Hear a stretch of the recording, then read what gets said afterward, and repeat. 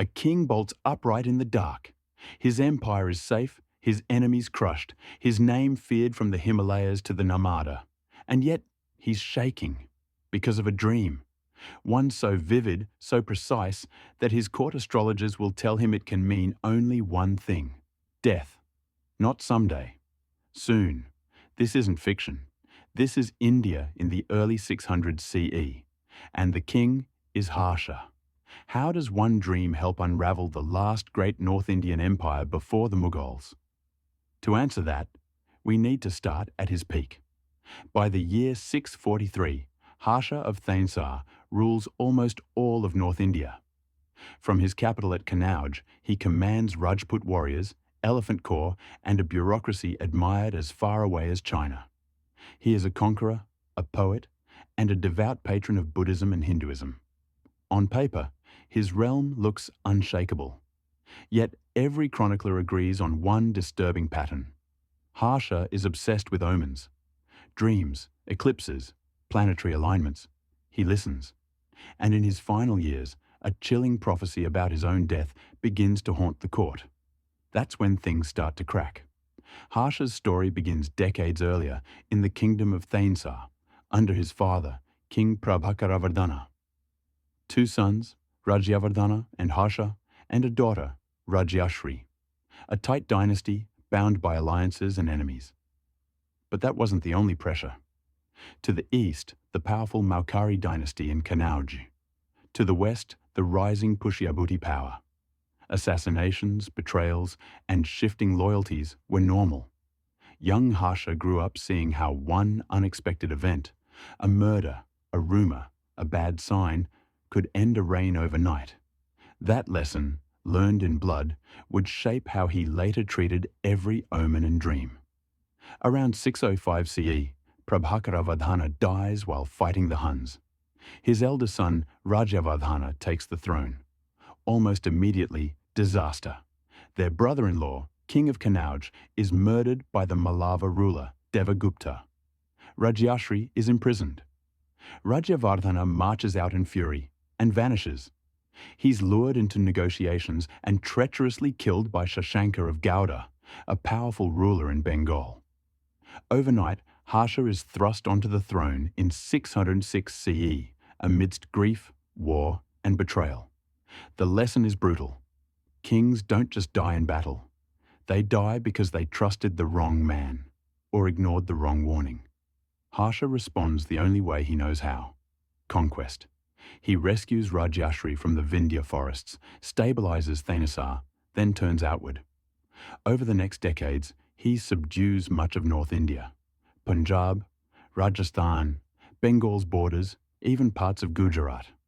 Chinese pilgrim Xuanzang, who visits his court in the 630s, calls him a just ruler who banned animal slaughter and built hospitals and monasteries. Harsha holds legendary religious assemblies at Prayaga, giving away vast wealth. But power comes with paranoia. Rival kings are not his only concern. Harsha elevates Brahmin astrologers and dream interpreters, seeking cosmic reassurance that his hard-won empire will endure. Xuanzang leaves us critical clues. He describes a ruler deeply interested in religious merit and heavenly signs. Harsha times grand charity ceremonies with auspicious dates. Court Brahmins read his horoscope, trace planetary positions, and warn him of dangerous periods. In 643, during one of Harsha's great religious assemblies, a troubling pattern in his chart reportedly appears. A combination suggesting sudden misfortune and a violent end. Around the same time, Harsha begins speaking of a dream, of a blood-red river, a setting sun, and an empty throne. Is this memory embroidered later? Possibly, but the impact on his behavior was very real. According to later tradition and court gossip preserved in chronicles, Harsha dreams repeatedly of his own palace abandoned, pillars cracked, banners torn down. In the most terrifying version, he sits on the royal throne, only to see it dissolve into a river of blood, carrying his crown away. The Brahmin's interpretation is clear. The king's life force is nearing its destined end, and his line will not continue. Whether the dream happened exactly like this matters less than what followed. Harsha believes something ominous is coming. Then, something unexpected happens. Instead of strengthening his dynasty, he begins to rule like a man with no tomorrow. Harsha's empire has one glaring weakness: no heir. Despite a long reign, about 41 years, there's no confirmed son to succeed him. In a world where dynasties legitimize everything, this is catastrophic. The prophecy, no surviving line, becomes a self-fulfilling fear.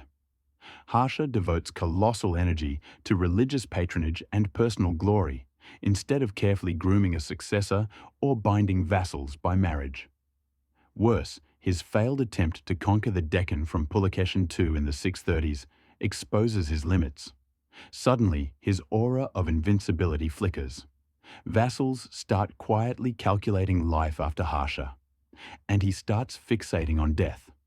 North Indian courts of the time treated eclipses, comets, and dreams as policy-shaping events. Harsha is no exception. When an inauspicious eclipse passes, chronicles mention such fears in his final decade, rituals intensify. Purification baths, fasting, almsgiving. But that wasn't the only problem. The more Harsha leans on prophecy, the more his officers hedge their bets. Officials delay decisions, fearing to act against a fated decline. Provincial governors build private armies. Everyone is watching the sky, not the frontiers. In this atmosphere, the recurring nightmare of an empty throne stops being metaphor and starts becoming a strategic forecast. In his later years, Harsha's energy shifts dramatically. Xuanzang describes enormous quinquennial assemblies at Prayaga, modern Allahabad, where Harsha personally distributes treasure, even his own clothes, to monks and the poor. It's breathtaking and destabilizing. Treasury reserves drain. Military campaigns slow. Fortresses are neglected, while monumental charity and temple building accelerate. Why? Many historians see a pious king. But read alongside the prophecy tradition, another layer appears. Harsha may be acting like a man racing against fate, trying to secure spiritual immortality before doom strikes. The empire's long-term survival quietly takes second place. Around 647 CE, Harsha dies, suddenly. No son, no named successor strong enough to command obedience. Chinese records note his death and the collapse that follows. Xuanzang's companion, the envoy Wang Xuanzhe, returns to find North India in chaos. Harsha's kingdom doesn't fade over generations. It shatters almost overnight. General Arjuna usurps power in parts of the Ganges plain, only to be defeated by Wang Xuanzhe's coalition with Tibetan and Nepali forces. Elsewhere, regional dynasties reassert control. The prophecy was cruelly accurate. Harsha's line ends with him, and his carefully built empire fragments with stunning speed. After Harsha's death, the political map of North India splinters. No single power replaces him. Instead, we see the rise of regional states, later Gurjara Pratiharas in western India, Palas in Bengal, and others, each claiming fragments of his legacy. Chinese sources describe the post-Harsha decades as confused and violent. Trade routes are disrupted. Pilgrims report insecurity. Harsha's Kanauj, once a glittering imperial capital, becomes just one prize among many. So did a dream kill Harsha's empire? Not directly. But belief in the prophecy shaped how he ruled, how he planned, or failed to plan, for succession, and how his elites reacted when he finally died. Historians have to be careful. We don't have a verbatim transcript of Harsha's dream. What we do have are converging clues. Xuanzang's account of his obsession with omens, inscriptions highlighting his lack of heirs, later chronicles emphasizing sudden decline. We also have Harsha's own plays, like Ratnavali, which reveal a mind steeped in symbolism, destiny, and the fragility of fortune. In that cultural world, a king's nightmare wasn't private psychology. It was public policy. When the court believed fate had spoken, their actions changed. And those actions, abandoning long-term planning, hoarding merit instead of power, made the prophecy real. Harsha's story isn't unique. From Julius Caesar ignoring the Ides of March warning to Byzantine emperors clinging to apocalyptic prophecies, rulers have always wrestled with fate. But in Harsha's case, the timing is brutal. A single ruler holds together an ethnically and religiously diverse region. One dream, one prophecy of a childless end, pushes him toward personal piety and away from building resilient institutions. When he dies, there's no safety net. The empire falls not just because a king's heart stops, but because for years everyone acted as if his death would be the end of the world. And so, it was. Walk today along the Ganges near modern Kannauj or Prayagraj, and it's hard to imagine a world where one man's nightmare could steer the fate of millions. Yet beneath the soil lie the traces of Harsha's vanished empire, monasteries, ramparts, palaces that once trembled at every eclipse.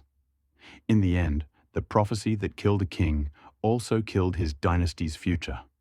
The dream of an empty throne became reality. History remembers Harsha as the last great emperor of North India before the long medieval age. If you enjoyed this deep dive into the unknown, subscribe for more uninteresting history.